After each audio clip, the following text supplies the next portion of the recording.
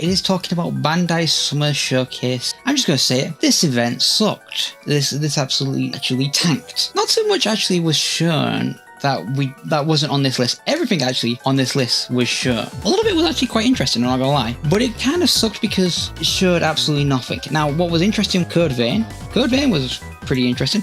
Never thought Code Vein was getting a sequel. Like, it's one of these games that's kind of not well... It's got a cult following, but it's not well loved. Like, it's a great game, but it's not well loved at all. Like, it's an interesting title. The idea of an anime like Souls-like is kind of interesting, but at the same time, it can be a bit weird at some points, if I remember correctly. Or at least the last part was definitely confusing and convoluted. Now, again, Code Vein, I absolutely love this sort of like aesthetics. I absolutely love the fact that it's actually coming back. Because quite frankly, it's one of these games that is actually quite underrated in some regard. Like, I will say that I have some issues with it. Like, it can be quite nebulous. It can be convoluted in the way it acts. And the art style does look a bit weird. I will admit that. The art style does look a bit on the janky side. But I am very happy that it's coming back, just for the sheer fact that if you look at it, it does look a lot like... It just looks gorgeous in some cases. The faces just look weird. We can all admit the faces look weird.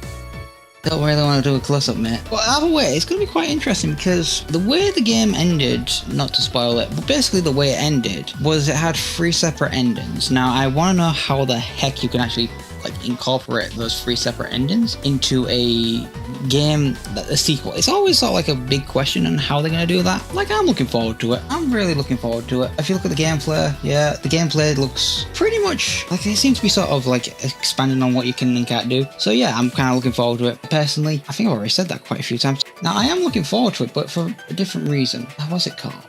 Please tell me it's in Japanese. Super something robot. Super Robot Y. Now, I'm more interested in this because I saw Code Geass in this game. I am quite curious to know what this is even about.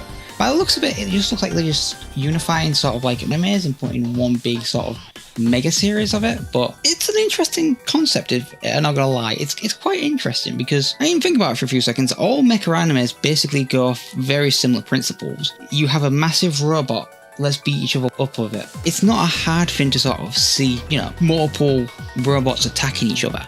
So from the idea and standpoint, it looks really quite interesting. It's an interesting concept. All of these are all the franchises then. Let's see. I don't recognize any of them. I don't even see, can I get, there's Code Geass, I see Code Geass. And yeah, I'm quite looking forward to it just for the sheer fact that it's a relatively interesting sort of concept, and I hope they make it just nice. I just hope they make it good. Because essentially it's nice to I always like big Smash Brothers collabs. It's always sort of nice to see acknowledgement within their own genres, regardless of whether they can coexist. It's not about that, it's about finally seeing what would actually happen if they did exist in the same universe. It's an interesting concept for me because I absolutely adore Code Geass. Something about the villains that always make it very interesting. Like if you got a hero, the traditional hero archetype, it's kind of just dull and boring. Next off, we'll be talking about good old-fashioned My Hero Academia.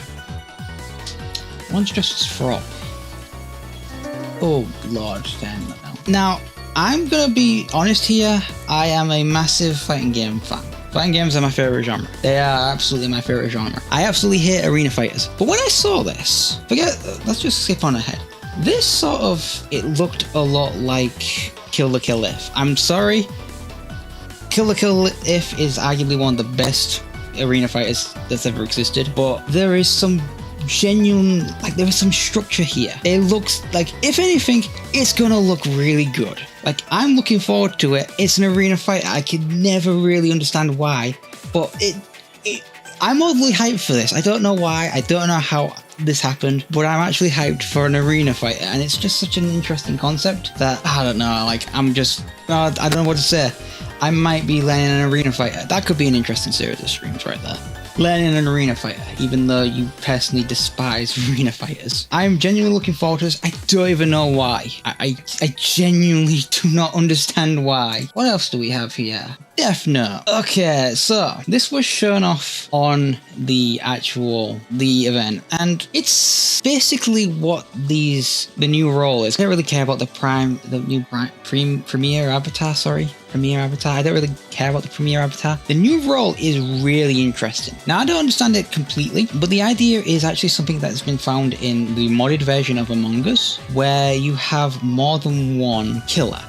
If you look at sort of like Among Us, there is a modded Among Us where they have actively made more than one killer, and it is such an interesting dynamic when you have multiple killers in the same game. It's a sort of unusual dynamic that you don't really get to understand unless you play the game. How do I put this? A killer can kill the killers, but the killers can also kill the killer. Let's not go into complex algebra here. Let my brain settle. So if a killer kills, I got a killer named Steve. They are both killers, but they kill for different purposes. Steve kills for red team. I've forgotten the other guy's name. Jeff. We'll call him Jeff. Kills for orange team. That's too close to red. Purple team. I don't know. But the basic idea is those two killers can kill each other, but they can also kill the crew. And it's an interesting dynamic where a killer can always kill another killer and vice versa. It's such a weird dynamic that you don't really see in many games. The idea of this new role is very similar to that idea found in modded Among Us, where the role is mellow. If I remember correctly, there are two roles in Death Note Killer Within. The first is Kira.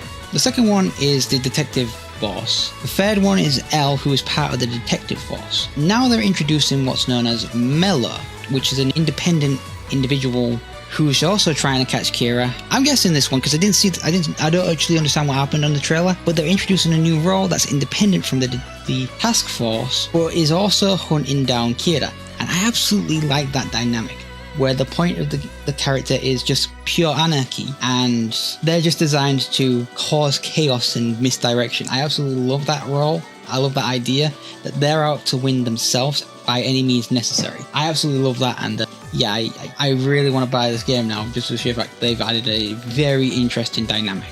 It's a very interesting dynamic indeed. I don't know. We've been yapping for a bit of a while. The only interesting thing about this one is Pac-Man's in this game. Like, Pac-Man is in everyone's golf. Like, Pac-Man isn't even in this trailer. No. Pac-Man is not in the trailer. That's all that really happened during the... What was it called? What's it called? The Summer Games Fest? I guess it was called Summer Games Fest? I don't actually know. But it wasn't good. It wasn't bad. It was just right. It was the perfect... like Goldilocks soup. It was fine. It wasn't as offensive as the Arc System one, but it did fine. I then will have to talk about this because I am contractually obligated to, being what I am, about the Hoya Village. Yes, I am contractually obligated to talk about this game. It's adorable. It's cute. It's very cute. Do I need to say any more? Then it has Gara. Everyone's got Gara. Gara. It looks fun. I'm not gonna lie, it does actually look kind of fun. I'm a big simp for farming simulators. I actually kind of am, because I absolutely love farming simulators. Like, there's something chill and relaxing, and the fact that this is gonna be multiplayer, so it looks to be multiplayer. If it isn't, this is a very misleading trailer, and I want my money back once it comes from a release. But no, it looks fun. It looks fine. It looks like a great waste of time, but that's all that gaming is at the end of the day. So, Code Vein. Oh, I actually did find the stuff involving Code Vein. We've already talked about Code Vein. I don't really want to talk more about it.